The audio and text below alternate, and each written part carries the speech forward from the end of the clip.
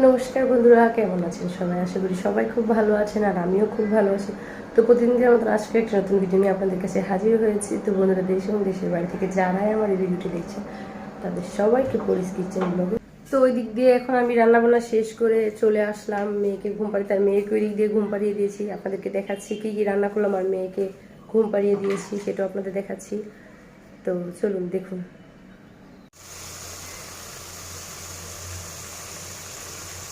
এইখানে রান্না করছি ডিমের বোনা আর অনেক কিছু আগেই রান্না করে রেখেছি, সেগুলো আপনাদের সাথে শেয়ার করবো। অনেক কিছু বলতে আজকে শর্টকাট রান্না করেছি, তার মধ্যে মানে 2-3-4 পদ করেছি, তো সেগুলো আপনার সাথে শেয়ার করব।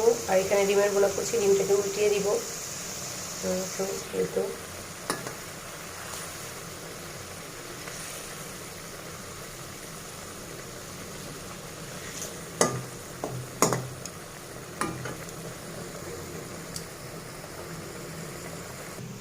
আর এইদিকে রান্না করেছি ডাল, এই তো ডাল, টমেটোর ডাল রান্না করেছি দিয়ে।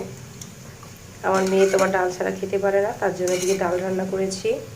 সিদ্ধ করে রেখেছি, আলুটাকে ভর্তা বানাবো। বললাম না আজকে শর্টকাট, কিন্তু 2-3-4 পদ করেছি এখানে। আর আলু ভর্তা করব, আর এই তো বেগুন ভাজি।